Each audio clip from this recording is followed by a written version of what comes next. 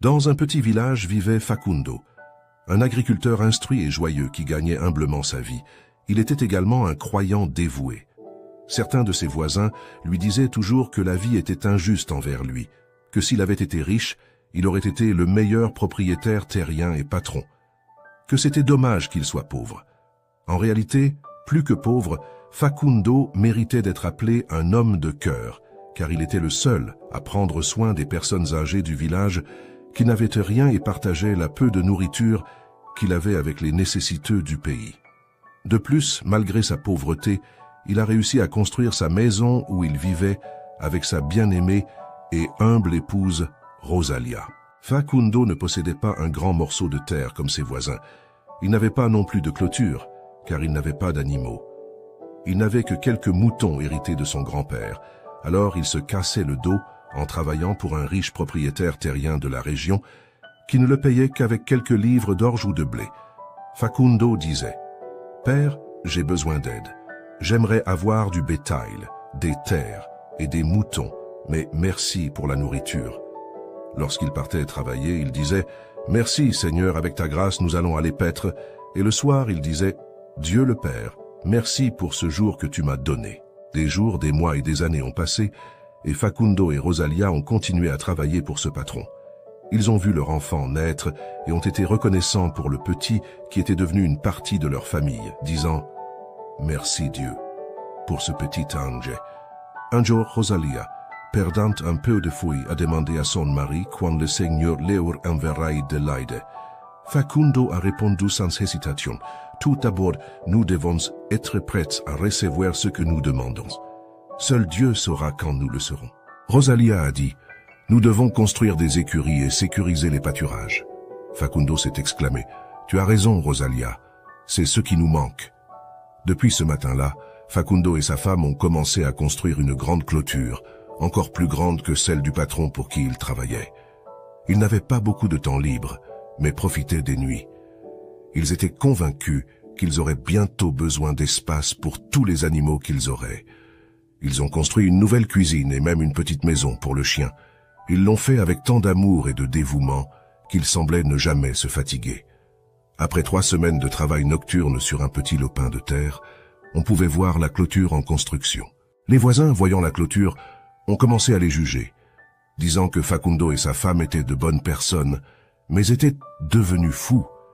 Ils leur ont dit qu'ils étaient propriétaires de vaches et de chiens fantômes, et ont plaisanté en disant qu'il ne manquait que le poulailler. Rosalia leur a répondu « Vous avez raison, merci pour l'aide. Mon mari et moi allons aussi construire un petit poulailler. » Facundo et Rosalia, loin d'abandonner ou de perdre la foi, même lorsque leurs parents se sont détournés d'eux, ont continué avec engagement à compléter ce qui manquait. 3 ans plus tard, sur la petite propriété de Facundo et Rosalia, où il n'y avait autrefois qu'une petite cabane, se trouvait maintenant une petite citadelle de pierre. Il y avait de grandes étables pour plusieurs vaches, une petite maison pour les chiens et une autre pour les poules. À ce moment-là, ils étaient considérés définitivement comme fous, et le patron pour qui ils travaillaient les a licenciés. Rosalia a beaucoup pleuré parce qu'elle craignait que son fils souffre de faim. Voyant sa femme en larmes, le fermier l'a pris par la main avec son fils, leur sourit et remercia Dieu, disant « Merci Dieu le Père, car le temps libre que nous aurons à partir de maintenant sera très utile. Nous le consacrerons à notre terre et commencerons à prendre soin de nos animaux. » Puis ils se sont promenés lentement dans les étables, admirant leurs chefs-d'œuvre. « Les logements pour animaux sont si beaux, Seigneur Dieu, que nous en prendrons soin comme s'ils étaient les vôtres. Nous travaillerons avec amour et vivrons de la production des animaux, » a déclaré Facundo. Rosalia le regardait avec un regard perdu, commençant à perdre la foi à nouveau. Le soir vint, et le ciel était magnifique, rempli de nuages rouges qui ressemblaient à du coton. Facundo et sa famille n'avaient rien à manger lorsqu'ils virent arriver des bergers.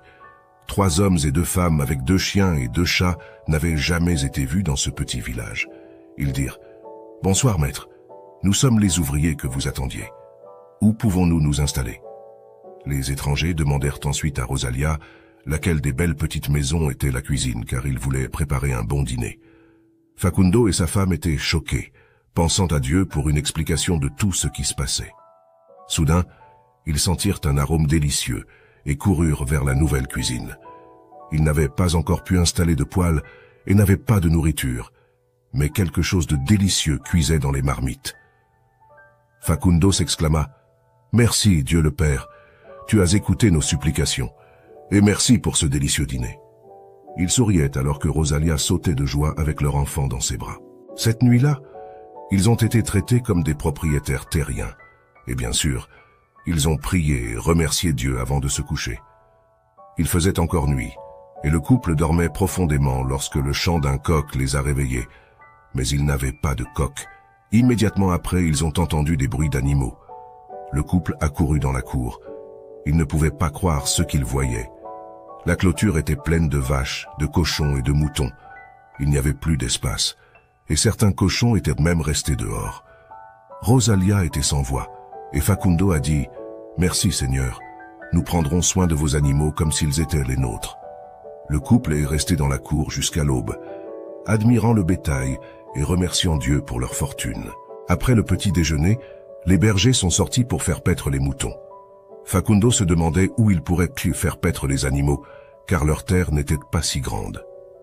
À ce moment-là, un berger a dit qu'il les emmènerait sur les terres du père. Facundo et Rosalia ont été surpris, car leurs parents ne possédaient pas de terre et ne leur avaient pas parlé depuis longtemps. Cependant, ils étaient sûrs que c'était aussi l'œuvre de Dieu.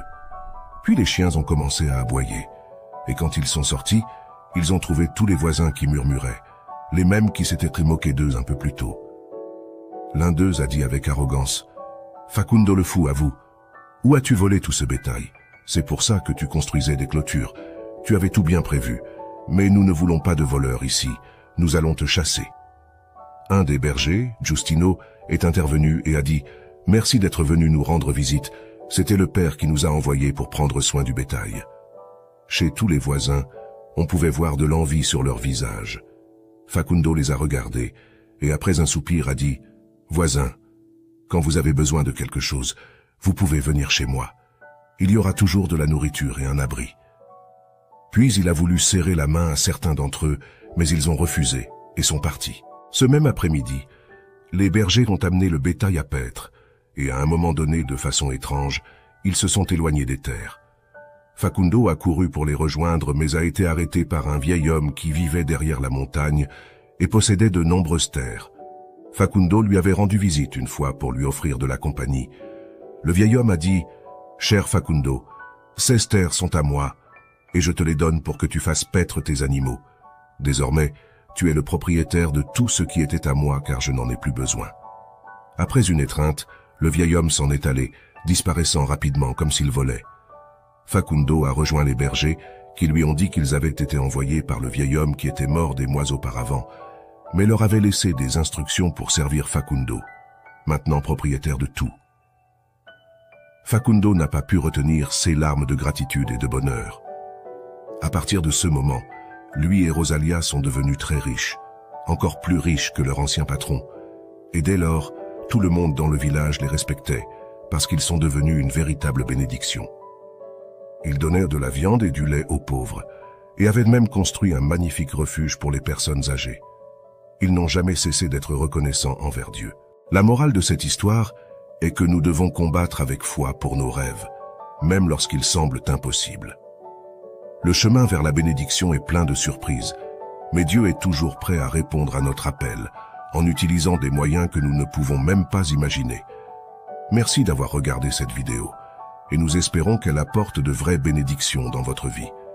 Si vous l'avez aimé, aimez-le et abonnez-vous à Perles de sagesse pour plus de contenu comme celui-ci. Rendez-vous dans la prochaine vidéo.